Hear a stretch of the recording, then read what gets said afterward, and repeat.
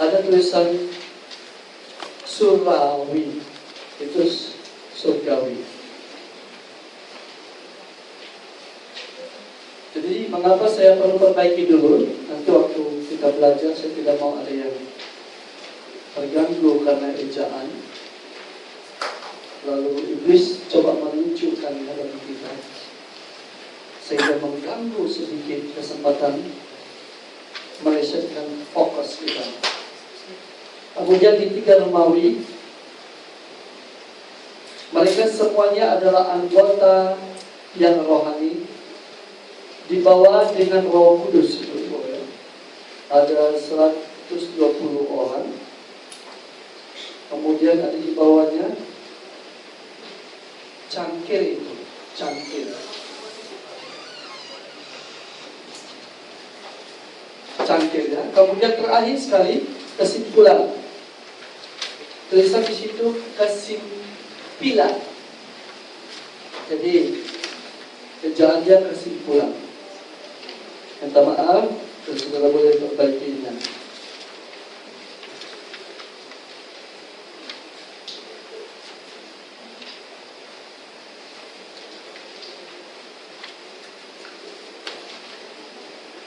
Pagi hari ini kita bersama-sama belajar firman Tuhan tentang gereja yang paling menarik di dunia.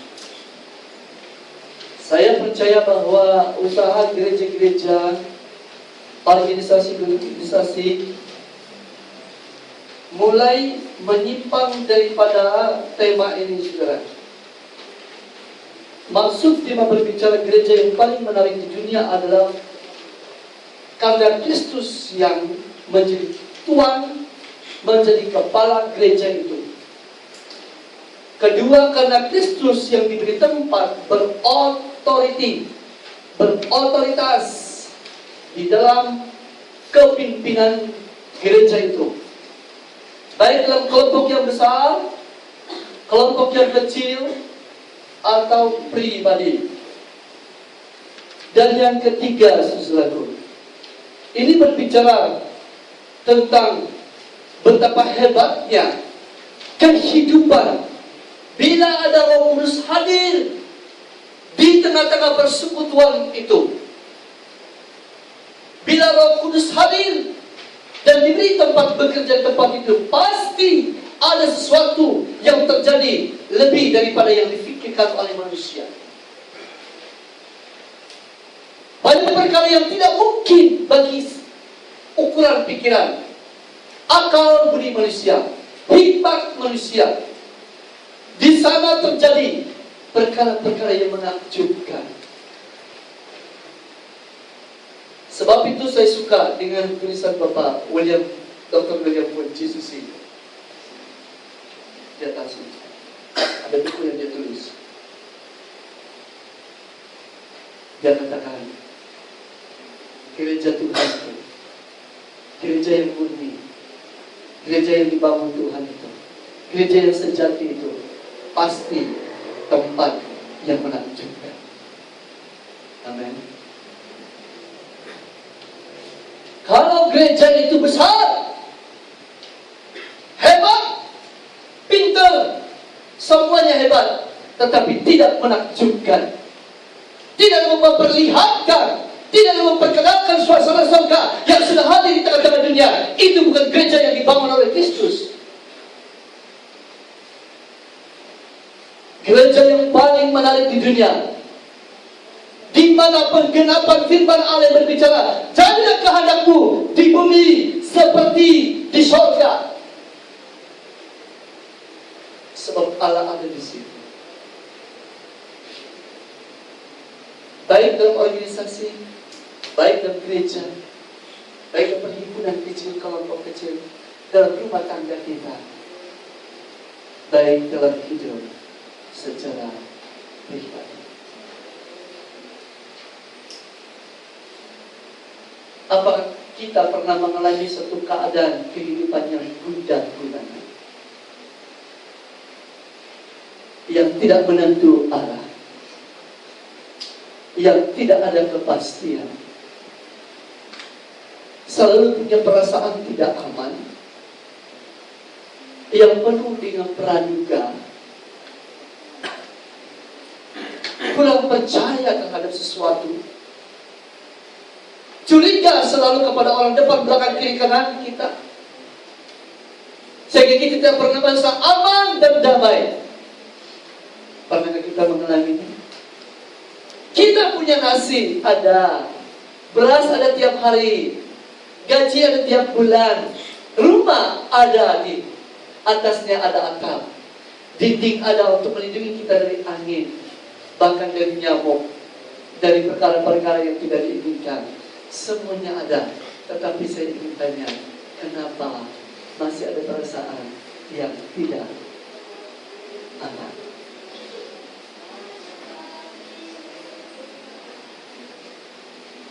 Ketidakamanan itu terjadi, saudaraku, oleh karena kita kehilangan sesuatu yang pernah terjadi di zaman mula-mula. Oleh karena kita belum memiliki apa yang pernah terjadi di jemaat yang mula-mula. Akhirnya apa yang dilakukan oleh gereja? Gereja berusaha meraba-raba dan mencari-cari, meramal-ramalkan sesuatu sumber, meramal-ramalkan sesuatu hal yang mungkin nanti diinginkan oleh Allah dan dipakai Tuhan untuk menjadi saluran, menyalurkan sesuatu yang lebih daripada yang saya lihat, yang saya dengar saat ini. Seperti yang dijanjikan oleh Tuhan. Tapi sebenarnya apa yang dijanjikan oleh Tuhan itu, Dia berjanji memberinya, menyalurkannya, menetapkannya, mengerjakannya menurut pola, sesuai dengan pola yang ditetapkannya. Dan pola itu ada di dalam kehidupan jemaat yang mula-mula. Mungkinkah ini masih bisa terjadi, saudara? Saya ingin tanya, apakah ini masih ada kemungkinan bisa terjadi sekarang ini? Masih boleh? Boleh.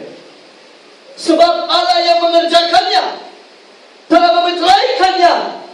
Saya ulangi, Allah yang mengerjakannya bukan hanya datang dan pergi, tetapi Ia memeteraikannya dengan meterai yang tidak dapat diubah, yang tidak dapat dicabut, yang tidak dapat dipalsukan, yang tidak dapat disamakan, yang tidak dapat dirobohkan oleh siapapun. Itu adalah kerajaan Allah, dimeteraikan dengan Roh dan yang Kudus selama-lamanya, kekal.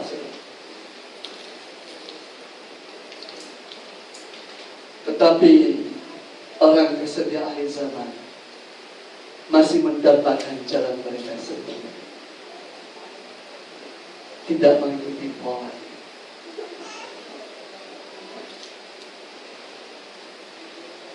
Mari kita lihat yang di pendahuluan itu. Kita baca buku dulu, bicara kitab dulu, Kisah Rasul pasal 2. Nats kita ke perikop yang kita pelajari dari Kisah Rasul pasal yang kedua.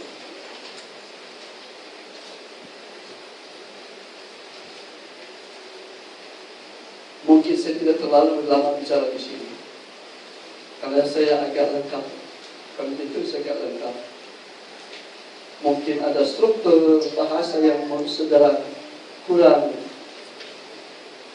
relevan bagi saudara, tetapi saya harap saudara berusaha untuk memahaminya. Kisah Para Rasul pasal yang kedua, ayat 1 sampai 47. Mari kita membaca bersama-sama ayat nats kita pada pagi ini.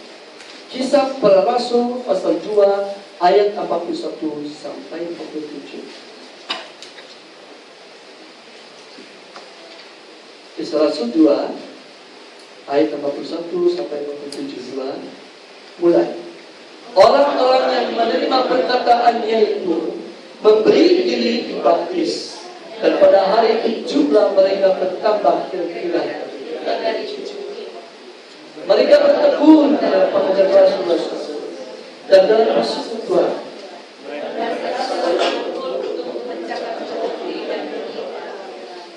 Maka ketakutanlah mereka semua. Sedang Rasul-Rasul itu mengadakan banyak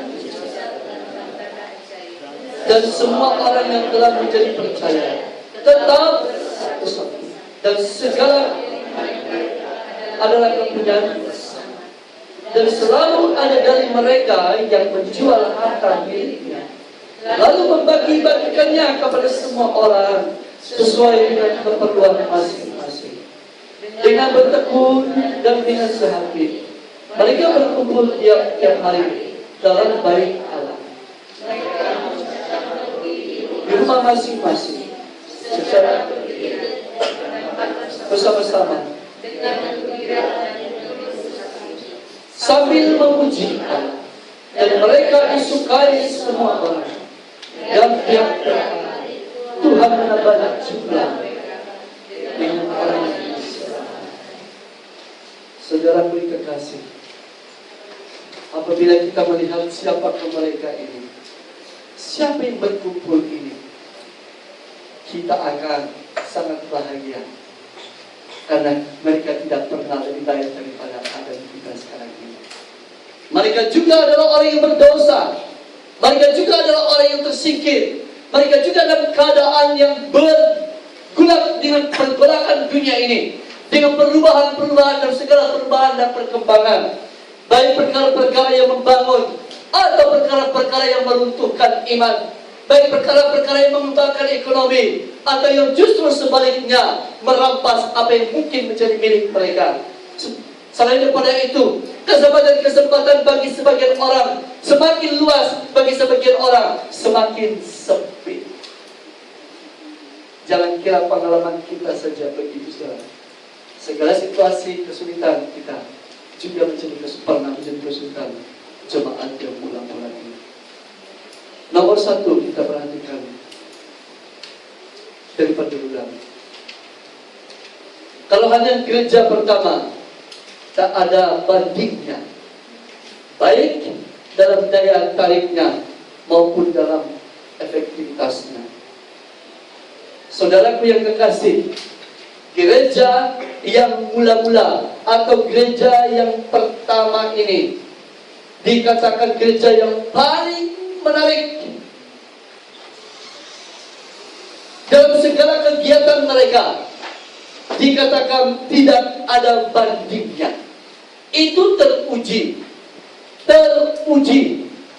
dalam sepanjang gereja, zaman gereja sampai hari ini. Dan gereja yang bertumbuh sekarang, bagaimana perkembangan dan tingginya dia sudah terbang. Dia harus kembali melihat kepada apa yang terjadi pada gereja yang mula-mula.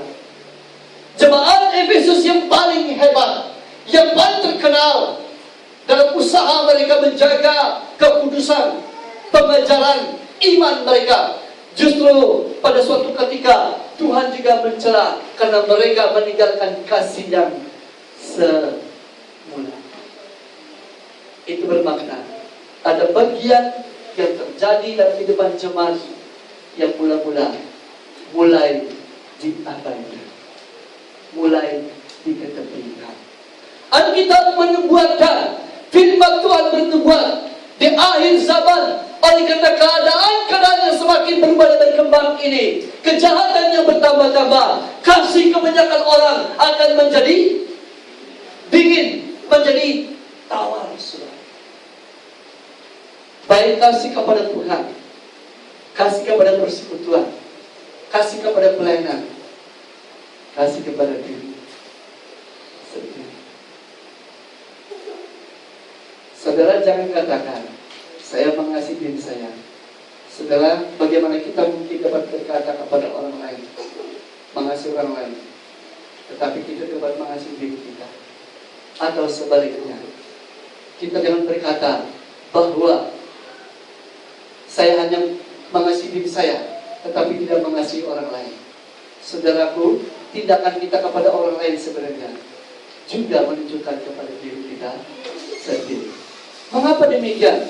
Sebab buah yang kita lakukan terhadap orang lain itu membuktikan sumbernya di sini sudah buruk, saudara. Saya ulangi, Tuhan, saya mengasihi, saya menghargai yang kau berikan kepada hidup ini. Saya Saya tidak perlu melihat, saya tidak perlu mau tahu keadaan orang lain. Tapi ingat, ketika kita berpikir demikian, ketika kita bertindak demikian, itu menunjukkan bahwa di dalam sudah bermakna kita juga sudah tidak mengasihi diri kita sendiri. Ketika kita mengabaikan bagian daripada yang harus kita lakukan, karena dari situ kita juga memiliki kehidupan dari Tuhan. Itu adalah buah yang ada di kehidupan kita. Ketika kita mengabaikannya, sebenarnya kita juga sedang memelihara suatu penyakit yang dahsyat dalam diri kita.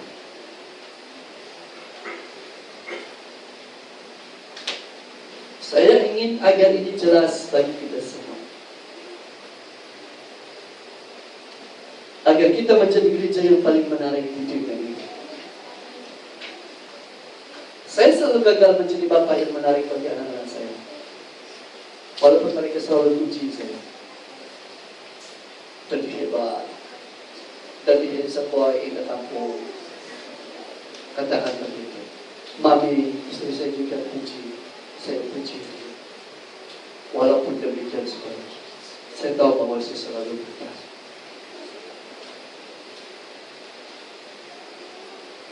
Sampai selalu lulus, yang terus lulus, yang tidak pernah gagal, atau tidak pernah merasa bahwa kita pernah gagal.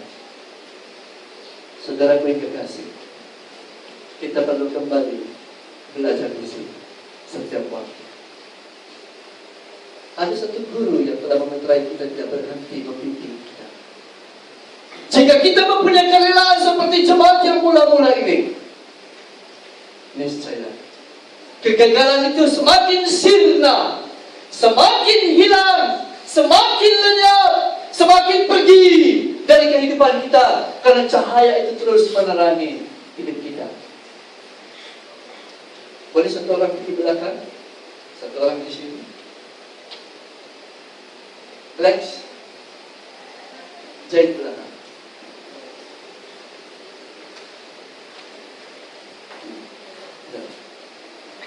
Tengok saya. Off lampu. Jangan ikonnya panas dong. Oke. Semua. Ya, bagus kan malah. Saya suka juga khotbah gelap-gelap seperti ini. Anda juga paling suka, saudara, hadir kebaktian yang gelap. Betul kan? Tidurkan kita, bagaimanakah? Jangan bunyi saja. Buka mulut, oke. Tidak ada yang melihat. Nah, ini bukan sindiran, saya juga begitu. Ada yang mengantuk. Silakan lampu belakang dulu. Ya, masih ada gerak sedikit? Ada. Kira-kira begitulah hidup kita. Tetapi Tuhan itu tidak pernah berhenti memenerangi jemaat yang mula-mula ini, karena mereka ada sikap yang sangat benar sesuai firman Tuhan. Bukan karena mereka cintaan yang lebih hebat. Tidak, saudara-saudara. Silakan nyalakan lagi. Nah, mana saja pilihan? Wow. Wah, terang sedikit. Ada terang sedikit. Lebih terang? Lanjutkan lagi. Oh, di depan. Masih kurang. Nyalakan lagi. Dan nyalakan lagi. Terima kasih. Beri tepuk tangan mereka. Ya, kenapa tidak bisa tepuk tangannya? Terima kasih kepada mereka yang melayani kita pada pagi hari ini. Saudaraku yang kekasih, dari contoh yang sangat sederhana ini, kegelapan itu semakin sirna. Ketika terang datang, kira-kira bagaimana itu gelap tadi? So, ditelannya, dia tidak bermaya, dihancurkannya, dibinasakannya, dikuasainya.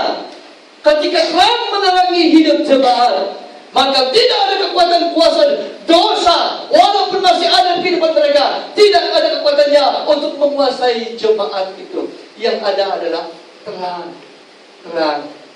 yang ajaib. Mari kita lihat